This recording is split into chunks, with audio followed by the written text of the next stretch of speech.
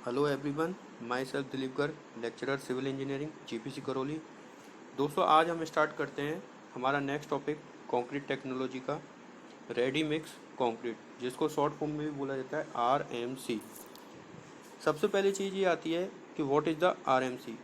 कई बार आपने देखा हो, हम जनरल बात करते हैं कि कई बार आपने रोड पे चलते हुए बड़े बड़े ट्रक्स को देखा हो जिनमें एक गोल या क्या बोलते हैं इलेप्टिकल शेप का एक पीछे कंटेनर लगा होता है, वो अपने धुरी पे घूमता रहता है। ठीक है, तो वो जो कंटेनर है, वो जो ट्रक पे लोडेड है, उसी में जो कंक्रीट बन रही होती है वही क्या है, रेडीमिक्स कंक्रीट। तो मेन पर्पज क्या है, कहने का मतलब क्या होता है, जहाँ पे साइड पे जिस साइड पे ऑन गोइंग प्रोसेस है, जहाँ पे वर्क चल रहा है, जहाँ पे प्रोजेक्ट चल रहा है, तो वहाँ पे इतना स्पेस अवेलेबल नहीं होता या मटेरियल की फैसिलिटी प्रोवाइडेड नहीं होती कि वहाँ पे हम कंक्रीट बना के और काम में ले सकें। तो उस केस में क्या करते हैं हम कि जहाँ पे हमारे पास मटेरियल अवेलेबल है, तो हम वहाँ पे मिक्स, जैसे जो हमारे एलिमेंट्स है, जैसे सीमेंट, सैंड, एग्रीगेट, वाटर, एडमिक्स, जो भी है, उन सबको हम एक फिक्स प्रोपोर्शन में उस ट्रेलर में, उस ट्रक में डाल देते हैं, जिसको बोलते हैं ट्रांजिट मिक्सर बोल दो। जो सिंपल अगर फॉर्म में अगर हम बात करें, जो उसको बोलते हैं वो है मिक्सर। तो मिक्सर में डाल देते हैं और एक फिक्स रिवॉल्यूशन पे सेट कर देते हैं कि भाई यहाँ से पहुँचने पे, साइट पे पहुँचने के लिए इतना टाइम लगेगा।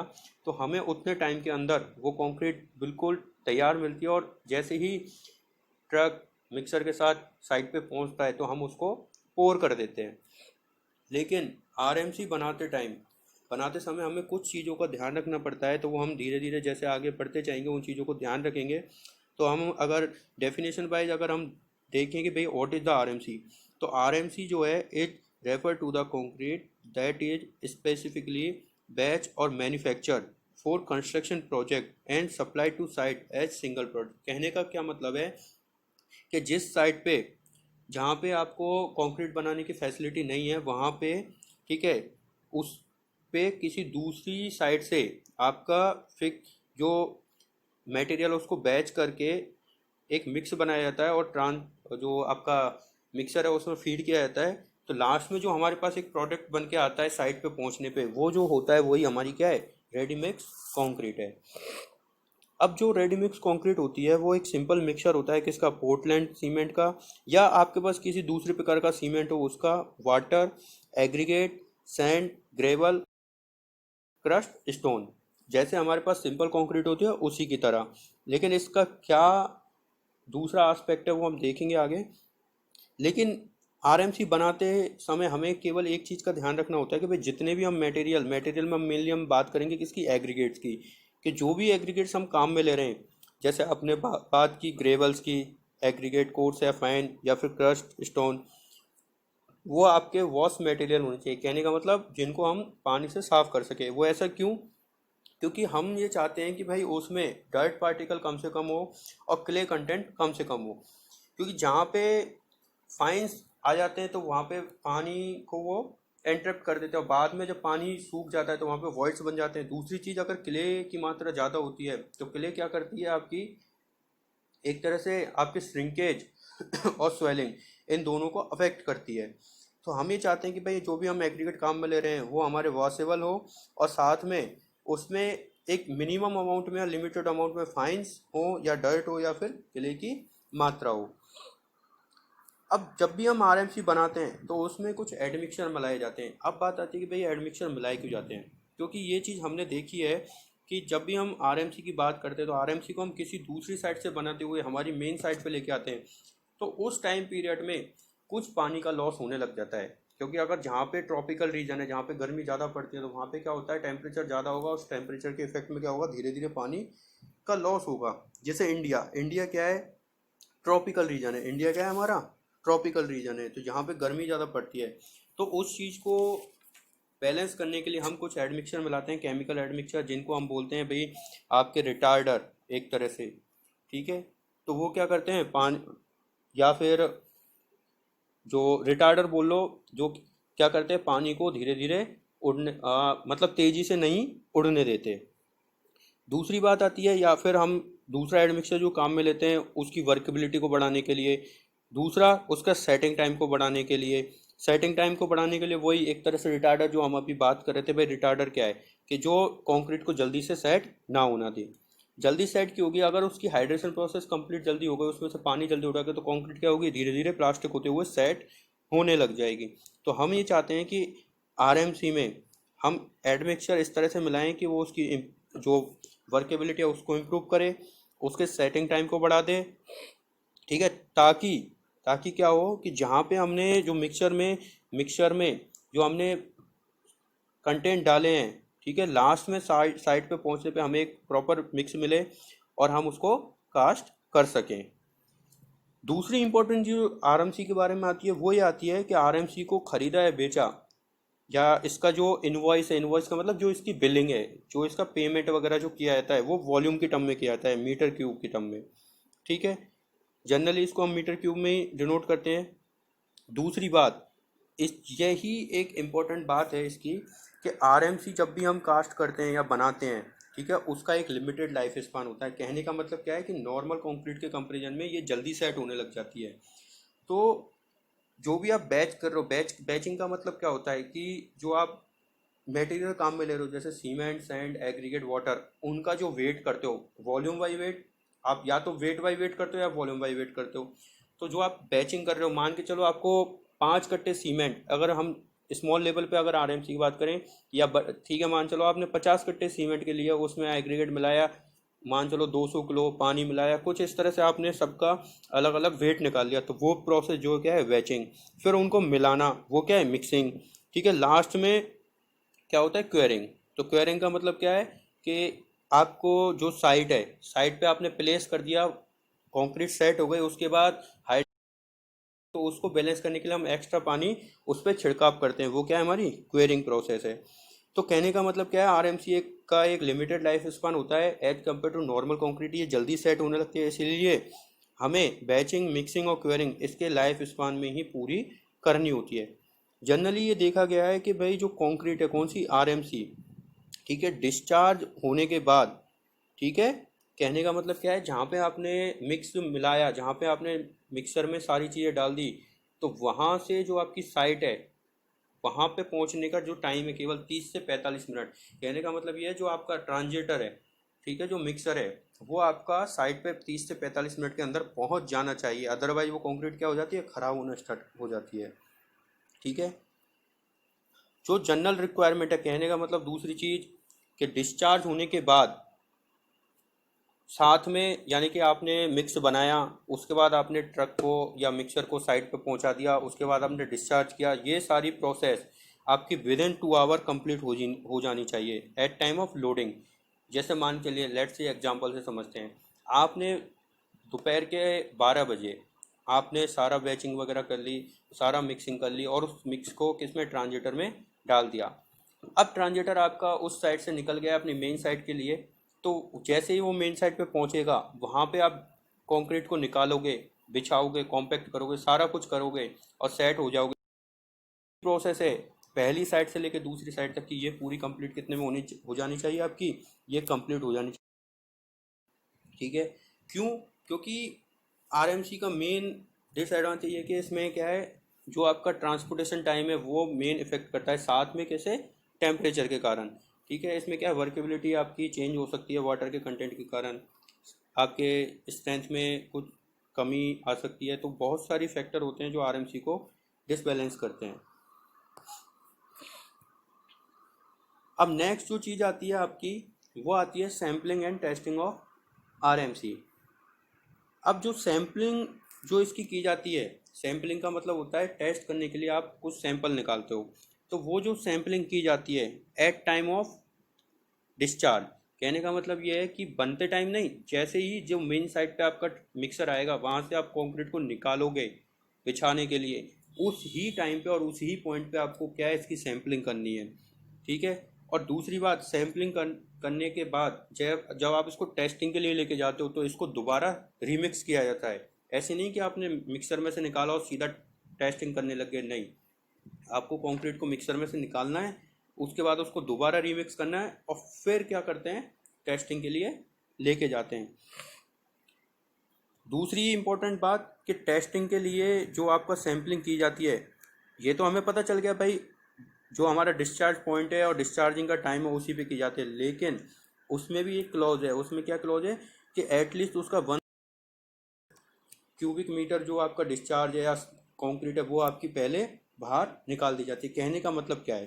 कहने का मतलब ये है कि अगर आपके ट्रेलर में या मिक्सर में आपके में 9 मीटर क्यूब कंक्रीट है, 9 मीटर क्यूब टोटल कंक्रीट है, तो इसमें से पहले आपको 1/3 कितनी 3 मीटर क्यूब कंक्रीट तो निकालनी है। अब जो बची हुई 6 मीटर क्यूब कंक्रीट है इसमें से आपको सैम्पलिंग करनी है, इसमें से आपको सैम्पलिंग करनी है। ठीक है, और हमें सैम्पलिंग के लिए एटलीस्ट कितने 4 इंक्रीमेंटल, ठीक है, सैंपल की आवश्यकता होती है। इंक्रीमेंटल सैंपल की आवश्यकता होती है। तो इस तरह से इसकी सैंपलिंग की जाती है।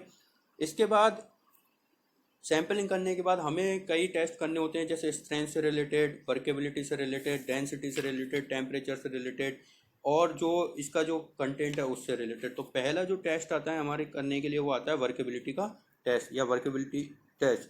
वर्केबिलिटी टेस्ट क्यों इंपॉर्टेंट है? क्योंकि यही डिसाइड करता है एक मेन इसका प्रॉपर्टी है कंक्रीट का, जो इसके फ्लो होने में इसकी ईज को दर्शाता है भैया कि आप इसके साथ कितने अच्छे तरीके से काम कर सकते हो। तो वर्केबिलिटी जनरली स्लम टेस्ट से फॉलोअप की जाती है। तो इसके लिए गाइडलाइन दी है कोड ने कि आपको स्लम की वैल्यू ±20 mm या फिर 1/3 ऑफ स्पेसिफाइड वैल्यू, दो में से जो भी कम होगा वो उसकी स्लम वैल्यू होगी। मान के चलो स्पेसिफाइड वैल्यू कितनी है 25 और 24 मान लो, ठीक है, 24 मान लो, तो 1/3 कितना हो गया 8 और ±25, ठीक है। तो आपके लिए लेस वैल्यू कौन है 8, तो इस तरह से आप क्या करते हो उसमें से लेस वैल्यू को कम में लेते हो। ये आपकी क्या है वर्केबिलिटी टेस्ट से रिलेटेड है। नेक्स्ट जो चीज़ आती है वो आती है स्पेसिफिक स्ट्रेंथ, जो इसकी स्ट्रेंथ है। अब जो टेस्टिंग की जो फ्रीक्वेंसी है, फ्रीक्वेंसी का मतलब होता है कि भाई आपके पास बैच आ ही रहा है पीछे से, बार बार आपके पास ट्रेलर या मिक्सर आ ही रहे हैं, उनमें से किस तरह से आपको सैम्पलिंग करनी है, किस तरह से आपको टेस्टिंग करनी है। तो आपको हर 50 मीटर क्यूब की जो प्रोडक्शन है उस पर आपको एक सैंपल लेना है। कहने का मतलब क्या है कि पहले अगर ट्रक में आपके पास 50 मीटर क्यूब कंक्रीट आई तो उसमें से एक सैंपल, अगले वाले में अगर 100 आई तो इस पे से 50 के बाद 100 पे जाएगा, तो फिर दूसरा सैंपल, इस तरह से। ठीक, लास्ट में जो आपकी स्ट्रेंथ जो चेक की जाएगी वो की जाएगी कितनी 28 डेज पे। जैसे हम नॉर्मल जो कंक्रीट के लिए टेस्ट करते हैं भाई, जो 3 टेस्ट स्पेसिमेन लेते हैं जनरली, एवरेज किसका लेते हैं 3 का, ठीक है, और कितने दिन पे टेस्ट करते हैं 28 दिन पे।